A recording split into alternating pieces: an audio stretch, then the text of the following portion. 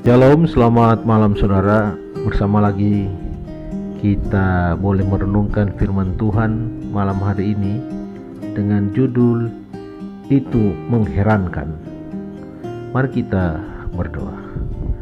Bapa kami di surga, kami memohon kuasa Roh Kudus hadir bersama kami di saat kami merenungkan kembali firman-Mu.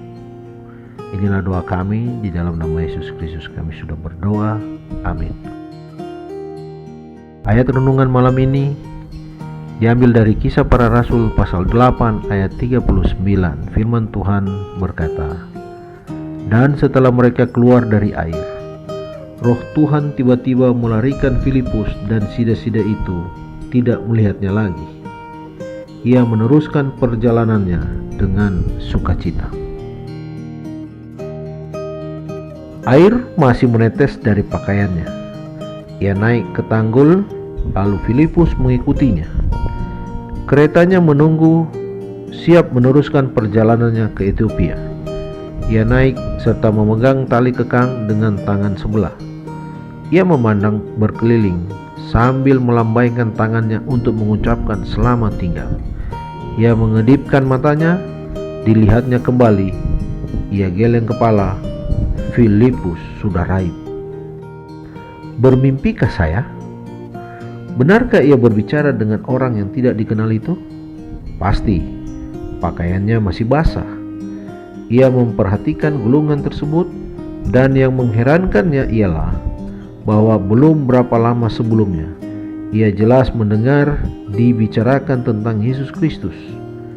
Yesus Kristus? Ia belum pernah mendengar nama tersebut sebelum ia bertemu dengan orang asing itu.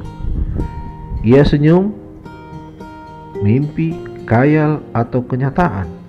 Allah sudah memberikan sukacita yang demikian kepadanya. Ia tidak akan pernah sama lagi. Hal ini harus diceritakan di istana Kandak. Dengan segera Filipus menaati petunjuk roh itu untuk pergi ke jalan yang menuju selatan. Tanpa alasan, pergi saja ke selatan arah ke Gaza. Lalu ia bertemu dengan orang berkulit hitam itu, asyik membaca gulungan Ibrani. Kurang lebih 1 jam mereka bersama-sama di atas kereta melintasi jalan yang berlobang dan berbatu. Bukan satu tempat yang menyenangkan untuk menyelidiki Alkitab, tetapi orang asing ini mendapat pengertian dan pengetahuan Alkitab di situ. Kemudian dengan tiba-tiba dan tak disangka bertanya, "Di sini ada air. Maukah engkau membaptiskan aku?" Ia mengikutinya naik tanggul sungai itu. Air masih mengalir dari pakaiannya. Diperhatikannya orang itu naik ke keretanya. Kabur. Ia geleng kepala. Kemana kereta itu? Diperhatikannya sekitarnya. Ini bukan jalan ke Gaza, kota sebelah situ, Pak. Kota apakah yang di seberang? Asotus. Terima kasih, aku bukan salah jalan. Demikianlah kedua orang itu dipimpin terus oleh roh itu. Apakah artinya itu bagi negeri Ethiopia? Dari sida-sida itukah penduduk setempat belajar memelihara hari Sabat sejati? Apakah artinya itu bagi Filipus, bagi keluarganya, bagi keempat putrinya yang tekun beribadat dan begitu berharga? Saudara, apakah yang saudara dapat katakan tentang roh itu? Apabila ia yang berkuasa, mungkin sekali diramalkan. Mungkin juga ia meninggalkan saudara termangu-mangu.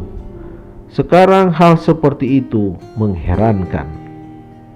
Di dalam buku perumpamaan Tuhan Yesus halaman 256 dicatat bahwa bila kita mendambakan dan mentaati ajakan roh, hati kita diluaskan untuk menerima semakin hari semakin banyak daripada kuasanya dan melakukan pekerjaan yang semakin lama semakin baik. Mari kita berdoa. Terima kasih Tuhan untuk renungan firman-Mu malam hari ini.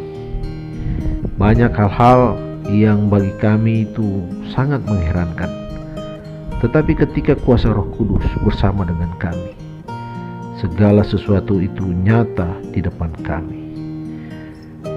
Biarlah Roh Kudus selalu menuntun kami untuk tetap setia dan menjadi pengabar Injil di mana saja kami berada. Inilah doa kami, di dalam nama Yesus Kristus kami sudah berdoa. Amin.